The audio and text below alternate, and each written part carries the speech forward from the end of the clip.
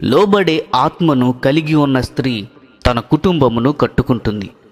తమ యొక్క వివాహ జీవితంలో బలముగా ఉండాలంటే భార్యలు ప్రతి పరిస్థితిలోనూ లోబడే ఆత్మను కలిగి ఉండాలి. పైన ఉంచబడిన అధికారము క్రింద లోబడి ఉండే ఆత్మ క్రీస్తు యొక్క ఆత్మ. అటువలే స్త్రీలారా, మీరు మీ స్వపురుషులకు లోబడి ఉండుడి. అందువలన వారిలో ఎవరైనను వాక్యమునకు అవిధేయులైతే వారు భయముతో కూడిన మీ పవిత్ర ప్రవర్తన చూచి వాక్యము లేకుండానే తమ భార్యల నడవడి వలన రాబట్టబడవచ్చును. 1 పేతురు 3 1-2 వచనములు గమనించండి. జ్ఞానవంతురాలు తన ఇల్లు కట్టును, మూఢురాలు తన చేతులతో తన ఇల్లు ఒడబెరుకును. సామెతల గ్రంథము 14 1 వచనము. ఈ వచనము ప్రకారము జ్ఞానవంతుడైన భర్త గురించి వ్రాయబడలేదు.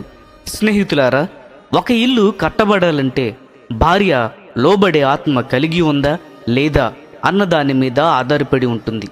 ఒక స్త్రీ ఇంటిలో తన భర్త యొక్క దేవుడిచ్చిన అధికారము మీద విరోధము కలిగి ఉన్నట్లయితే నిజానికి తన కుటుంబమును తానే కూల్చుకుంటుంది.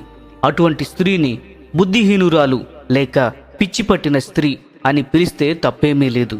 ఎందుకంటే ఒక పిచ్చివాడు చేసినట్లుగానే తన ఇంటి యొక్క కిటికీలు గోడలను పగలగొడుతుంది.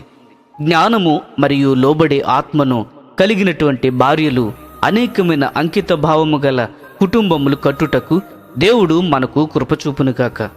జీవితంలో ముఖ్య పాత్రను పోషించే వారి భర్తలకు లోబడే మంచి ఆత్మను భార్యలకు దయచేయమని ప్రార్థించదము. దేవుడు తన ప్రజలతో కలిగి ఉన్న సంబంధానికి వివాహ సంబంధము ఒక నమూనా లాంటిది. భార్యాభర్తలు ఇద్దరూ ఒకరినొకరు గౌరవించుకొని ప్రేమించుకొని కుటుంబాన్ని కట్టుకోవాలి.